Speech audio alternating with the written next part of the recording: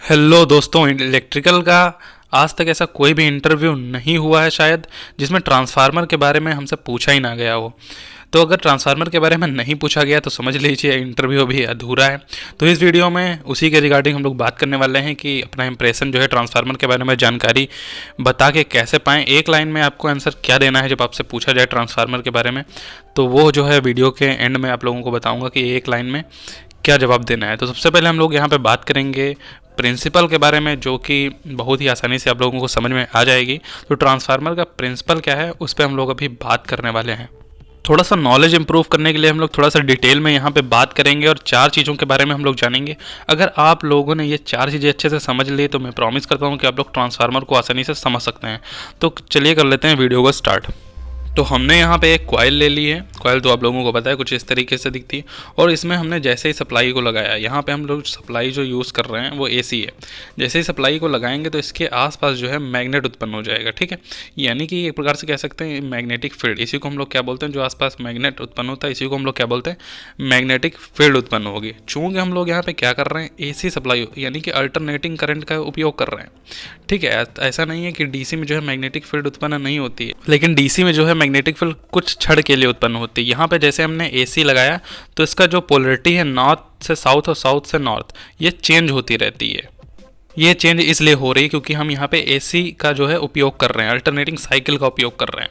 तो जो हमारे पास यहाँ पे मैग्नेटिक फील्ड है वो रेखाओं के रूप में होती है। दैट इज कॉल्ड, हम लोग क्या बोलते हैं इसको, इसलिए हम लोग क्या बोलते हैं, चुंबकीय बल रेखाएं इसको बोलते हैं। इन सारे जो मैग्नेट उत्पन्न हुआ है रेखाओं के रूप में, इनको हम लोग बोलते हैं चुंबकीय बल रेखाएं। इन्हीं को हम लोग इंग्लिश में क्या बोल सकते हैं, फ्लक्स, एक प्रकार से बोल सकते हैं मैग्नेटिक फ्लक्स। तो आप लोगों को समझ में आ गया होगा कि मैग्नेटिक फ्लक्स क्या होता है, यानी कि चुंबकीय बल रेखाओं को ही हम लोग क्या बोलते हैं, मैग्नेटिक फ्लक्स बोलते हैं यहाँ पे। अब हम यहाँ पे क्या करेंगे, इस वाली कॉइल के पास में, इस वाली कॉइल के पास में एक और अनदर कॉइल क्या कर देंगे, रख देंगे। अब क्या होगा, चूँकि एसी करंट के कारण हमारा जो मैग्नेटिक फ्लक्स है वो चेंज हो रहा है, तो चेंज होते टाइम भी वो जो इसके पास जब कॉइल रखेंगे तो इससे भी होकर गुजरेगा हमारा जो मैग्नेटिक फ्लक्स है। तो जैसे ही इससे मैग्नेटिक फ्लक्स हमारा गुजरेगा तब क्या होगा, एक ईएमएफ इंड्यूस्ड हो जाएगा। इस सेकेंडरी साइड में क्या हो जाएगा, एक ईएमएफ इंड्यूस्ड हो जाएगा।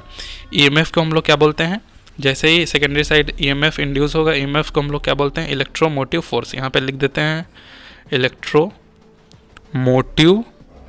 फोर्स, ठीक है। क्या उत्पन्न हो जाएगा, इलेक्ट्रोमोटिव फोर्स। इसको हिंदी में हम लोग विद्युत वाहक बल भी बोलते हैं, ठीक है।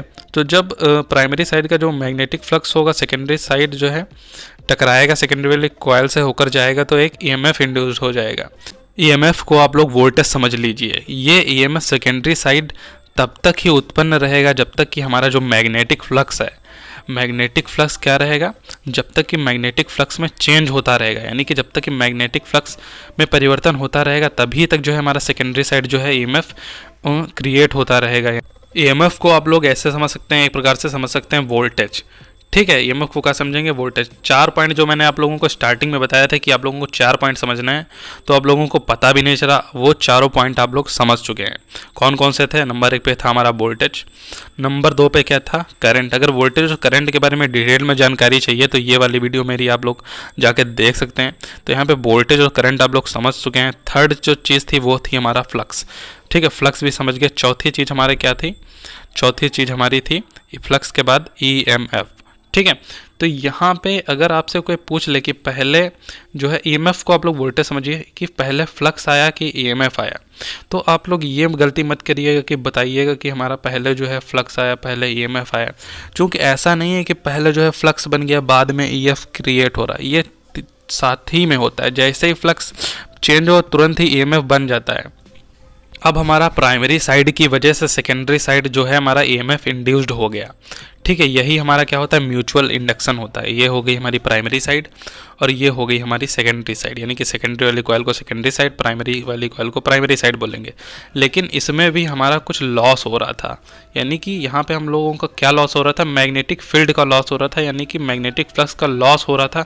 पूरा मैग्नेटिक फ्लक्स जो है सेकेंडरी साइड ट्रांसफ़र नहीं हो पा रहा था। तो हमने क्या किया, इस वाले जो कॉइलें हैं दोनों, इनको क्या कर दिया, मैग्नेटिक फ्लक्स का लॉस ना हो तो हमने क्या कर दिया, इन दोनों कॉइलों को उठा के क्या कर दिया, एक नर्म लोहे की कोर पे शिफ्ट कर दिया, ताकि हमारा मैग्नेटिक फ्लक्स का जो लॉस है वो कम से कम हो सके। यानी इस व्यवस्था से जो हमारा मैग्नेटिक फ्लक्स का लॉस है वो बहुत ही ज़्यादा कम हो जाएगा और मैक्सिमम फ्लक्स जो है सेकेंडरी साइड जो है ईएमएफ इंड्यूस्ड करने के लिए जो है उपयोग में लिया जाएगा। इस कोर को हम लोग पतली पतली पत्तियों से बनाते हैं ताकि एडी करंट लॉस कम हो, उसको हम लोग आगे जानेंगे किसी और वीडियो में। तो अब हमने क्या किया, इस कॉइल में क्या करेंगे, सप्लाई प्रवाहित करेंगे। जैसे ही सप्लाई प्रवाहित करेंगे जो हमारा फ्लक्स होगा उस इस कोर से लिंक हो जाएगा और कुछ इस प्रकार से चलने लगेगा। इस प्रकार से चलने की वजह से ये कोर क्या होगी, बार बार चुंबकित होगी और एसी करंट के कारण ये क्या होगी, चुंबकित होगी और बार बार क्या होगी, विचुंबकित होगी, जिससे कि क्या होगा, सेकेंडरी साइड में ईएमएफ इंड्यूस्ड हो जाएगा। That is mutual induction law. ठीक है, ये जो ईएमएफ है ये सेम वैल्यू का हो सकता है, प्राइमरी साइड की जो वैल्यू है उसी का जो है सेम वैल्यू का हो सकता है, कोई ज़रूरी नहीं सेम वैल्यू का हो, टर्न पे डिपेंड करेगा। तो अब इधर हम लोड लगा देंगे तो लोड हमारा आसानी से चलने लगेगा। तो आप लोग जो है ट्रांसफार्मर के प्रिंसिपल को, बेसिक प्रिंसिपल को समझ चुके हैं। अब हम बात करते हैं कि अगर आपसे इंटरव्यू में पूछ ले तो इतना आपको पूरी जो है महाभारत नहीं बतानी है, आप लोगों को सिंपल लाइनों में जवाब देना है। तो उस पर हम लोग अभी बात करने वाले हैं। अब आपसे अगर इंटरव्यू में पूछ लिया जाए व्हाट इज ट्रांसफार्मर, तो सबसे पहले आपको बताना है ट्रांसफार्मर को हम लोग टी और ऐसे एफ से रिप्रेजेंट करते हैं। तो सबसे पहले आपको क्या बताना है कि ट्रांसफार्मर हमारा स्टैटिक डिवाइस है। कैसा डिवाइस है, स्टैटिक डिवाइस है। अब इस स्टैटिक डिवाइस का क्या मतलब, यानी कि हमारा ट्रांसफार्मर जो है मूवेबल नहीं होता, यानी कि घूमता फिरता नहीं है, यानी नाचता नहीं है, जैसे कि मोटर हमारा नाचने लगता है रोटर की वजह से। ठीक है, तो ये ट्रांसफार्मर एक जगह स्थिर रहता है, चलता नहीं, यानी कि मोशन कोई भी नहीं करता है जैसा कि हमारा मोटर करता है। तो ये बता सकते हैं पॉइंट। सेकेंड पॉइंट आपको क्या बताना है, सेकेंड पॉइंट में आपको बताना है कि हमारा जो ट्रांसफार्मर के कनेक्शन होते हैं वो सेपरेट होते हैं। सेपरेट, अब यहाँ पे सेपरेट का मतलब क्या है, कनेक्शन सेपरेट है, इसका क्या मतलब है कि यानी कि जो हमारी प्राइमरी कॉइल और सेकेंडरी कॉइल के बीच में कोई भी कनेक्शन नहीं होता है। जो ये क्या होती हैं, अलग अलग होती हैं, जैसा कि आप लोगों ने म्यूचुअल इंडक्शन में सीखा है। ठीक है, थर्ड पॉइंट अगर आप लोगों से पूछ लें कि क्या ट्रांसफार्मर फ्रीक्वेंसी को चेंज करता है, तो आप लोगों को बताना है कि ट्रांसफार्मर केवल वोल्टेज और करंट को ही के मान को ही चेंज करता है, ये फ्रीक्वेंसी को नहीं चेंज करता है। इतना आपको बता देना है कि वोल्टेज और करंट को के मान को ही ट्रांसफार्मर क्या करता है, चेंज कर सकता है, जबकि हमारा जो फ्रीक्वेंसी है उसको ट्रांसफार्मर चेंज नहीं। एक और क्वेश्चन आप लोगों से पूछ लिया जा सकता है कि क्या ट्रांसफार्मर डीसी पे वर्क कर सकता है, तो आप लोग बताएंगे कि ट्रांसफार्मर डीसी पे वर्क नहीं कर सकता है। क्यों? क्योंकि डीसी में क्या होता है, डायरेक्ट करंट होता है। ऐसा नहीं कि डीसी में मैग्नेटिक फील्ड उत्पन्न नहीं होती, मैग्नेटिक फील्ड तो उत्पन्न होती है लेकिन कुछ सेकंड के लिए उत्पन्न होती है। आइए इसको समझते हैं। ठीक है, कि मैग्नेटिक, जैसे कि हमारे पास एक, हमने यहाँ पे क्या कर लिया, एक हम लोग यहाँ पे बैटरी की मदद से समझते हैं। ये हमारे पास बैटरी है जिसमें क्या है, डीसी, आप लोगों को पता ही है। हमारे पास एक कॉइल है, थोड़ा इधर कॉइल को इधर बना लेते हैं। अब जैसे ही हम इसमें करंट को लगाएंगे वैसे ही मैग्नेटिक फील्ड जो है कुछ सेकंड के लिए उत्पन्न होगी। चूंकि ये डायरेक्ट करंट होता है इस वजह, और एसी हमारा अल्टरनेटिंग करंट होता है, इस वजह से जो मैग्नेटिक फ्लक्स में परिवर्तन नहीं हो पाता, इसीलिए जो है ट्रांसफार्मर इस पर काम नहीं करता। अब आपसे पूछ लिया जा सकता है कि ट्रांसफार्मर किस सिद्धांत पर कार्य करता है, तो आपको बताना है कि ट्रांसफार्मर म्यूचुअल इंडक्शन के सिद्धांत पर काम करता है। म्यूचुअल इंडक्शन को हम लोग क्या बोलते हैं, इंग्लिश में बोलते हैं म्यूचुअल इंडक्शन, और इसी को हिंदी में हम लोग बोलते हैं अन्योन प्रेरण।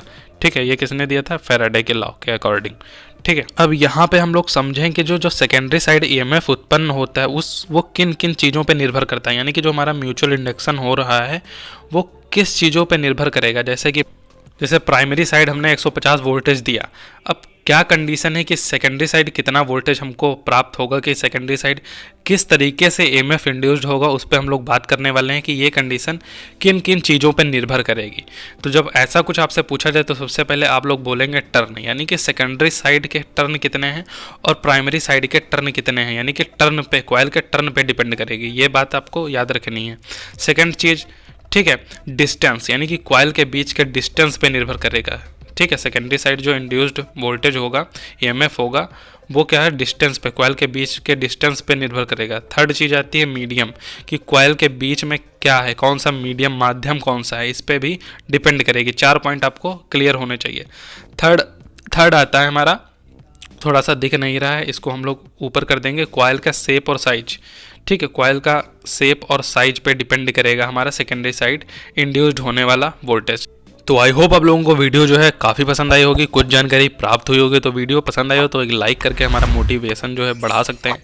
एक लाइक करते हैं, काफ़ी अच्छा लगता है। तो अगर ऐसी वीडियो और चाहिए तो कर लीजिए, चैनल को सब्सक्राइब। मिलते हैं किसी नेक्स्ट वीडियो में किसी नए टॉपिक के साथ, तब तक के लिए देखते रहिए इलेक्ट्रिकल वाला बंदा। जय हिंद, वंदे मातरम।